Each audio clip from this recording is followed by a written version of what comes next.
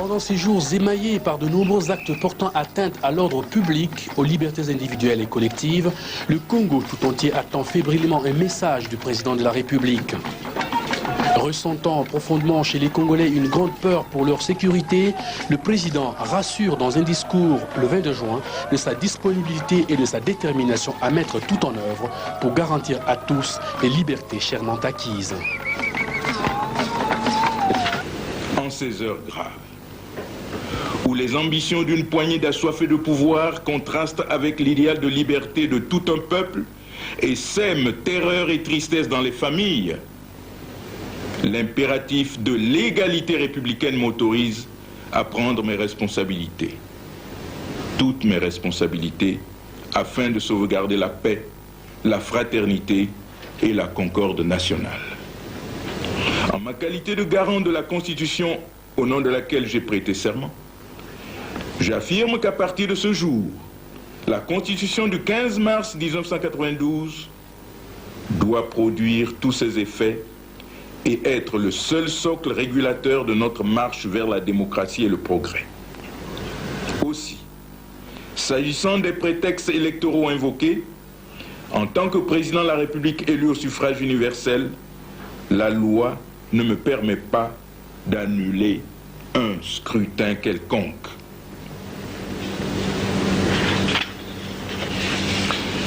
Cette mission revient à la Cour suprême qui peut être saisie par les candidats lésés. Le discours ne semble pas trancher la polémique. Toutefois, comme cette saisine directe semble avoir été négligée par les candidats, le chef de l'État demande lui-même à la Cour suprême d'examiner en tout ou partie les résultats des élections législatives anticipées du deuxième tour pour départager les partis en conflit. La décision est mal accueillie par l'opposition qui réitère son appel à la désobéissance civile. C'est de nouveau les pillages.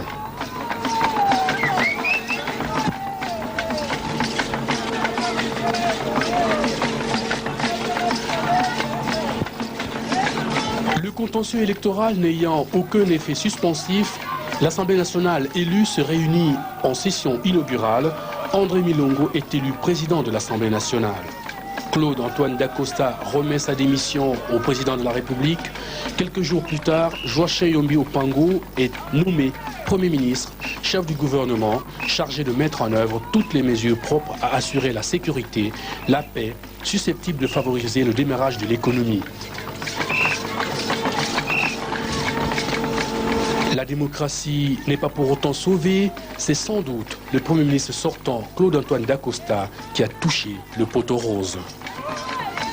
C'est mon pays. Je suis né ici et j'ai dû le quitter parce que des êtres médiocres ont accédé aux combines du pouvoir. J'ai dû quitter ce pays pour sauver ma vie parce que des êtres médiocres accédant aux combines du pouvoir ont mis en péril la vie de cadres formés au niveau le plus élevé de l'université qui sont rentrés au pays pour se mettre au service du pays et qui ont dû fuir en face de ces êtres médiocres. 25 ans après, je rentre et je trouve ces mêmes êtres en face de moi, prêts à dicter au peuple toujours la même médiocrité, toujours le même goût du crime. Et ça, c'est insupportable.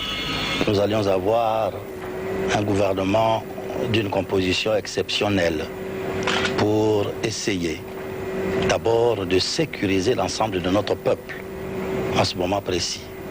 Ensuite, de lancer les bases pour que dans notre pays, les problèmes de droits de l'homme et de culture démocratique soient des priorités. Enfin, de commencer calmement à essayer de regarder comment agencer le développement de notre pays si meurtri depuis ces nombreuses années. La ville paraît paisible, mais accalmie trompeuse. La Cour suprême vient de jeter le pavé dans la mare. La proclamation de résultats du premier tour des élections législatives anticipées n'a pas été faite selon les textes en vigueur. Fort de cet avis de la Cour suprême, les membres de l'opposition remontent au créneau. Il faut tout reprendre. Mais en déclarant dans son avis qu'il n'appartenait pas à la Cour suprême de suggérer la conduite à tenir, la haute juridiction a indiqué la limite de la solution juridique au lendemain de l'éclatement de la CONOCELA. Comme il avait indiqué quelques semaines plus tôt, le président de la République, en dépit de sa qualité de premier magistrat, précise dans un autre message à la nation qu'il n'a pas compétence pour annuler une quelconque élection. Cependant, à sa qualité de président de la République garant de l'unité nationale, il ne s'opposerait pas à ce que les partis politiques concernés s'accordent sur les conditions de la reprise sans effet suspensif du second tour des élections législatives anticipées dans 10 des 11 circonscriptions.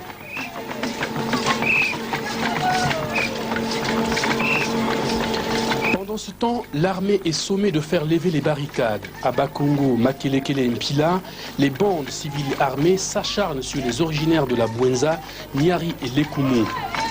Dans ces mêmes régions et à Ouando, les représailles sont sévères. Ainsi donc, les vieux démons bannis à la conférence nationale ressurgissent. La haine tribale et l'intolérance, c'était les fameux événements de juillet, gros point noir de la démocratie au Congo.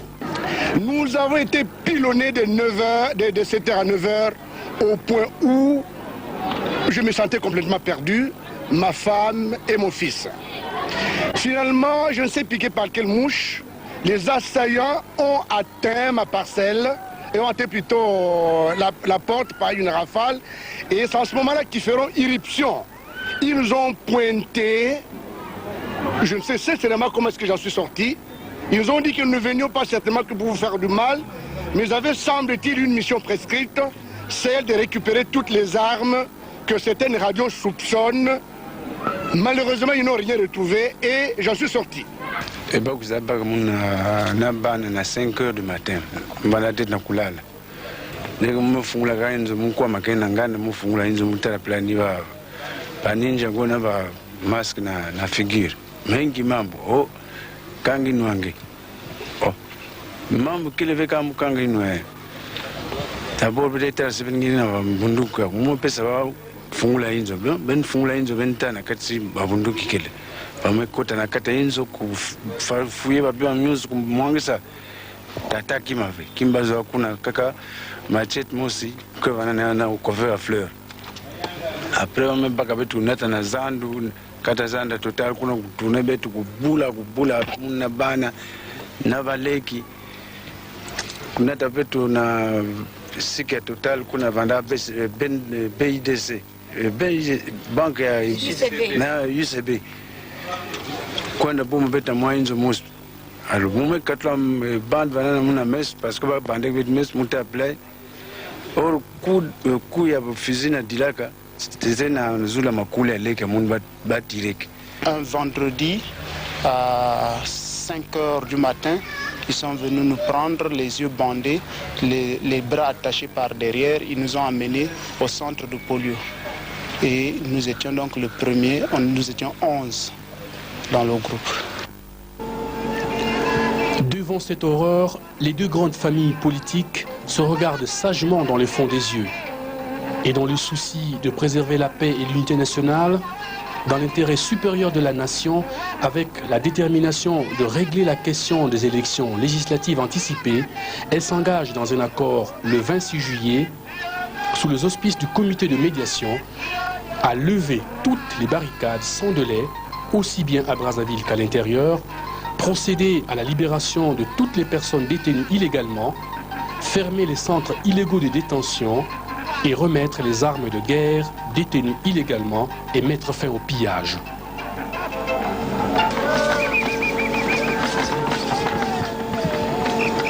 Quelques jours plus tard, les deux grandes familles politiques se donnent rendez-vous à Libreville pour signer un accord baptisé Accord de Libreville en présence du chef de l'État, le président El Hadj Omar Bongo. Les deux parties s'engagent à résorber la crise par le dialogue. La légitimité du président de la République élu démocratiquement ne saurait être remise en cause. Par ailleurs, les deux parties s'engagent à ne porter atteinte à la continuité constitutionnelle et à la continuité de l'État. Les résultats du premier tour des élections législatives anticipées sont considérés, avec 62 pour la mouvance présidentielle, 49 pour la coalition URDP-CTE apparentée, 2 pour l'UDR Mouinda, 1 pour l'UPRN. Les deux partis s'engagent enfin à recommencer le deuxième tour des élections législatives anticipées sur 11 circonscriptions. C'est donc le ballon d'oxygène de deux côtés, mais on est venu de loin, de très loin.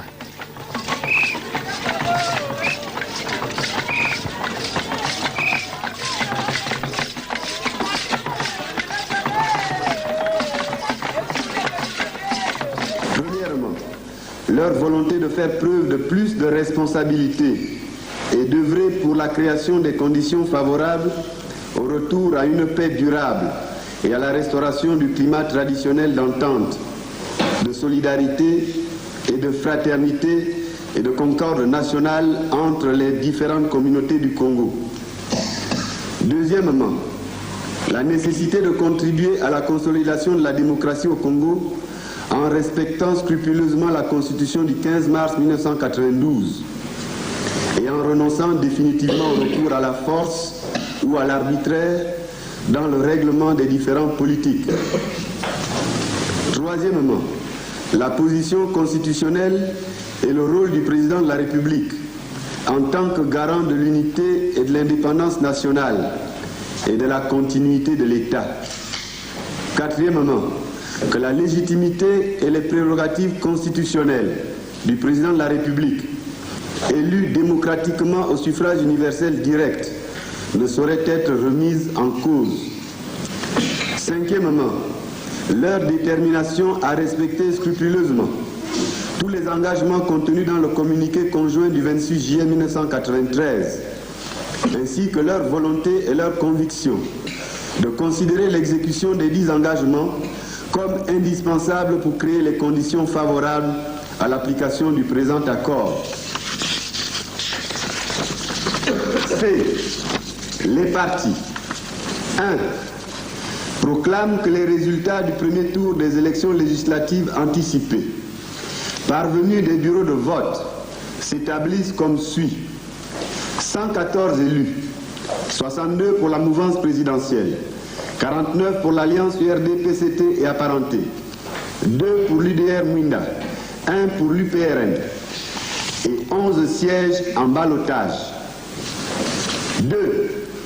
Conviennent que les recours en annulation des résultats du premier et du deuxième tour des élections législatives anticipées seront portés devant un collège arbitral de 7 magistrats en activité, désignés par et à raison de OUA 2, CE 2, Gabon 1, France 2. La loi applicable pour l'examen de recours est la loi congolaise. Pour la stabilité, il fallait également s'assurer les coulées franches avec l'armée qui a un nouveau chef d'état-major général, le général Etaonka qui remplace le général Mokoko, et aussi sur de nouveaux généraux de l'armée. Mais il faut attendre encore quelques mois pour évaluer les avancées réalisées en matière de droits de l'homme, de culture démocratique et de développement. Sans doute, la messe d'action de grâce organisée à l'occasion du 33e anniversaire de l'indépendance réalisera la splendide leçon de démocratie à laquelle rêve le Congo pour donner raison aux poètes Congo Moké et Zali Congo Monene. Malgré son pactole pétrolier, le Congo est aussi, à l'échelle de l'Afrique, le pays le plus endetté par tête d'habitants. Près de gens qui doivent, tenez bien, 1500 milliards de francs CFA à l'étranger. C'est le dur héritage que devra assumer Pascal Lissouba, qui a été investi il y a tout juste un an ici au Palais des Congrès, à la magistrature suprême. Il reste encore théoriquement au moins 4 ans de démocratie pour convaincre. Beotalai utabokoko na yo yozali sekolala lamukana no yotala ndenge moi ebimi ye